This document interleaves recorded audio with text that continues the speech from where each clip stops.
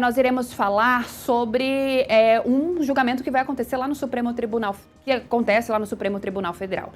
Na verdade, o ministro Luiz Fux, lá do STF, ele negou que o Partido Liberal e o Partido Democrata entrassem como parte na ação da Corte que trata da eleição indireta para o governo do Rio de Janeiro.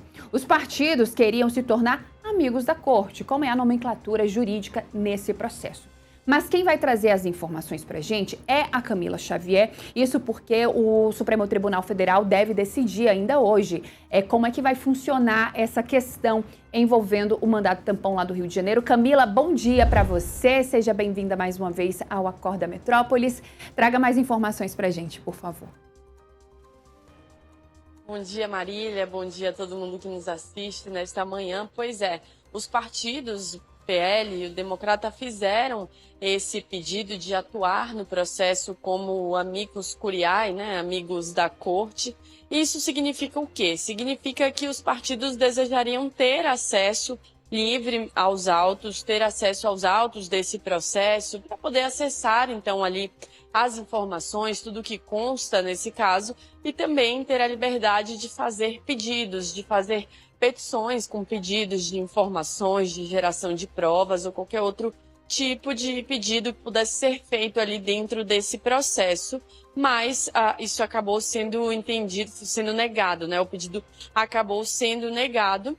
O Partido Democrata acabou alegando fazendo esse pedido, alegando que como eles pretendem disputar as eleições desse mandato tampão lá no Rio de Janeiro, eles desejariam então atuar diretamente no processo, mas o Supremo Tribunal Federal barrou essa possibilidade.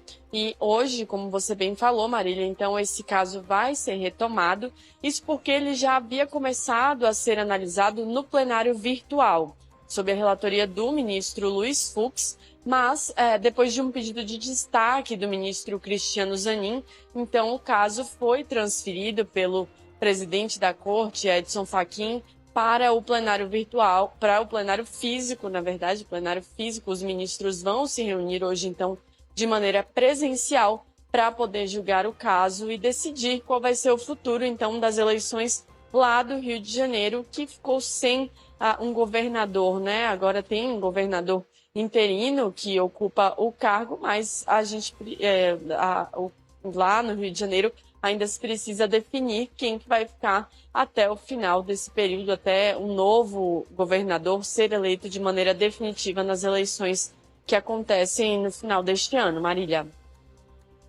Esse assunto, Camila, a Procuradoria-Geral da República, ela defendeu ali, eleições diretas no estado do Rio de Janeiro. A decisão veio ontem, terça-feira, e eu quero que você traga mais detalhes para a gente sobre esse parecer feito pela Procuradoria-Geral da República. Pois é, Marília, isso tem a ver com a natureza desse caso, O fato pelo qual a chapa foi afastada do mandato lá no Rio de Janeiro. Cláudio Castro, ele e o seu vice acabaram tendo os mandatos cassados. No caso, o seu vice ele já havia se afastado do governo do Rio de Janeiro, isso porque ele assumiu um cargo no Tribunal de Contas do Estado, mas por decisão do Tribunal Superior Eleitoral, a chapa acabou sendo cassada por conta de uma decisão, por conta de uma possível atuação deles, da chapa, por abuso de poder político, econômico. Então, eles foram afastados e aí a Procuradoria-Geral da República entendeu que a vacância, esse cargo ficou vago por conta de uma decisão de natureza eleitoral, essa decisão do Tribunal Superior Eleitoral que determinou, então, a inelegibilidade desses integrantes da chapa.